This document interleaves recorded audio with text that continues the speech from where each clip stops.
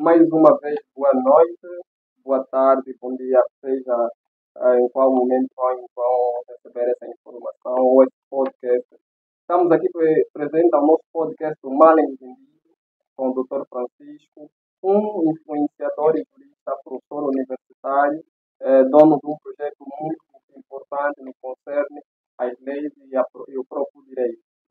Sendo assim, hoje temos como tema calúnia e difamação.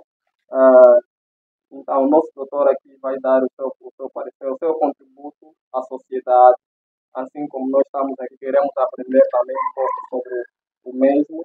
Deixa só apresentar aqui a minha parceira do programa, que é a Winnie Nairobi, que também assinou com a novidade, vai apresentar o programa ao vivo. Mas, em contrapartida, ela está sentada aqui conosco para poder abordar esse assunto com o nosso ilustre.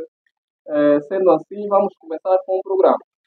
Doutor, calúnia e difamação. Quando é que estamos perante a esse processo de calúnia e difamação? Muito obrigado pela pergunta que me fazem. Desde já começar a agradecer, não é, pelo esse comprometimento, este exercício cultural e social que estamos cá a apresentar. Muito obrigado a esta equipa toda, não é? A Novos Ar Eventos, né? Que é assim que eu os classifico. A Winnie, a nossa apresentadora, e Bruno Live, nosso diretor. A toda a equipa que está do outro lado a fazer neste momento acontecer este magno programa, né? Que as pessoas esperam do outro lado. Nós aqui hoje temos mais um exercício de cultura jurídica. Apesar da nossa temática estar a abordar sobre o crime de calúnia e difamação, não é? Eu ainda não vou me adentrar propriamente nisto, porque eu penso que temos muita gente a conseguir ver nosso programa que se calhar não sabem qual é a noção do que é o crime propriamente. É a partir daí que eu gostava de começar e depois sim, as minhas abordagens. Nós, como temos desde o princípio, também queremos aprender, por isso temos a honra e agradecemos pelo tempo que nos foi disponibilizado. E melhor que ninguém, o doutor tem tudo para nos encher de carbuço nesse momento. Sim, senhor, com certeza.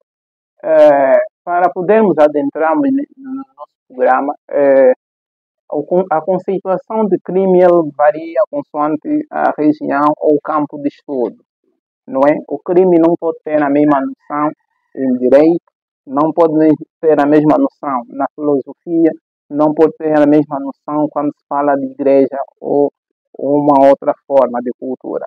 Agora, falando aqui no campo da ciência, propriamente crime, em sociologia, Emile Durkheim traz uma outra noção que o mundo acadêmico jurídico não acolhe taxativamente, porque aqui ele fala de crime como uma ação que pode aperigar uma sociedade ou matar a moral de uma determinada sociedade.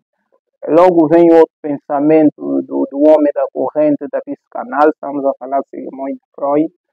O Freud traz uma outra abordagem psicológica a dizer que o crime é uma situação de frustração que acaba por pressionar o nosso super-ego, não é? A incorrer a atos inconscientes. E depois dessas duas, eu gostava de trazer agora o crime no próprio nosso campo que nos traz aqui, que é o direito na vertente do direito penal. Ok. Em direito penal, para se falar de crime propriamente, nós temos que analisar a teoria do pressuposto criminal. Que esta teoria vem enquadrada, nos dizer que, para se falar de crime, ao analisarmos esta teoria, nós temos que montar alguns pressupostos criminais. O que é que vai ser? Primeiro deve existir uma ação. Se não existir uma ação, pode existir uma omissão. Aí vem as duas vertentes que os crimes podem ser por ação ou ainda também podem ser por omissão. Esse é o primeiro pressuposto. E depois, essa conduta que vem dessa ação ou omissão deve ser considerada ilícita. Porque se for lícito, não vai ser crime. Passando da ilicitude, este ato deve ser tipificado. Quer dizer que aquele comportamento que este indivíduo apresentou, deixou de apresentar, deve estar tipificado na lei.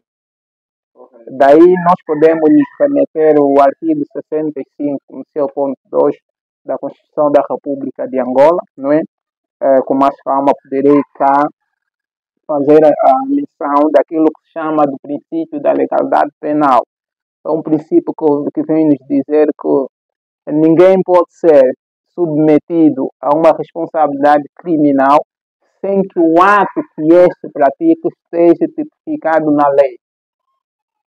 Isso quer dizer que nem toda ação humana, voluntária ou involuntária, pode ser dado como crime. É dado como crime aquilo que estiver tipificado na lei. É o princípio da tipicidade. Legal.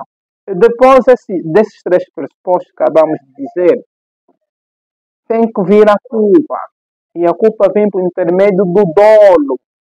Deve-se analisar se esta ação ou omissão culposa também é dolosa. E este dolo pode assumir várias vertentes. Dolo consciente, inconsciente. Podemos falar que dolo necessário, voluntário, geral. E várias formas também que existem para se falar de dolo, eventuais e tanto mais. Passando da teoria dos pressupostos, agora podemos falar claramente sobre o conceito de crime na vertente jurídica. Porque eu posso pensar, falar de crime numa vertente religiosa, também existe o pecado. Posso falar do pecado. Pecado no campo religioso é equiparado a crime. Quem comete um pecado, só que a punição da igreja é divina. Nós aqui, a nossa punição é humana, através do direito positivo. Então vamos conceituar o crime, não é? Doutor, Sim? eu acho que também ali nossos telespectadores estão a se questionar. Crime por ação e crime por omissão. Como é que vamos desmistificar esse tipo de crime? É isso que eu estava cá a dizer. Se me permitam terminar aqui, não é? Então, a noção de crime, que deve ser dado como um conjunto de atos, não é? Ilícitos, que sejam tipificados na lei e punidos, não é? E esta punição deve ser por intermédio de uma pena ou simplesmente por uma medida de segurança.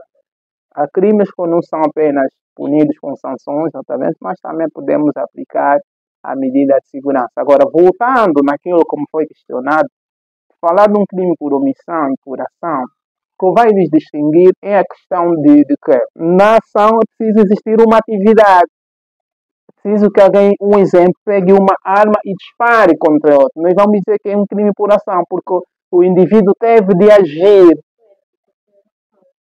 teve de praticar, teve de fazer um exercício, faço termo. Já nos crimes por omissão, o que é que vai acontecer? Vou dar um exemplo muito prático. Nós temos alguém colocado na praia como salva-vida. A lei nos confere o dever garante. Este indivíduo tem o dever garante de proteger quem estiver a se afogar aí na água. E se este indivíduo, por acaso, olhar para alguém nessas condições e ele ficar de braços fechados, ficar ao telefone, enquanto aquela pessoa esteja a sofrer aquela situação, é claro que este indivíduo será punido. É um crime por omissão, porque ele omitiu. Ele tinha o dever garante de poder proteger a vida, que é o direito, o que é o direito mais protegido em relação aos outros, não é? É o mesmo que pode acontecer com um médico hospital, que tem pelo menos uma hora para poder administrar a seringa a um paciente. Este, por sua vez, fica aí nas redes sociais, atrasa e passa o tempo, depois do paciente perder a vida. Quer dizer que não fui eu não, mas você omitiu. Tu tinhas o dever garante de administrar as seringas às 15 horas, só fizeste 20 horas, e neste percurso. O que é que estavas a fazer? Então já começamos a ver que crime tem a Por omissão Por omissão e por ação. por omissão e por ação. Então, Certo. por ação, o sujeito tem que praticar. Certo. E por Certo. omissão, é negligência. é negligência. Ele tem que deve omitir, abster-se, praticar aquilo que lhe dado como garantia a fazer. Mas nem sempre nós podemos levar nesses campos.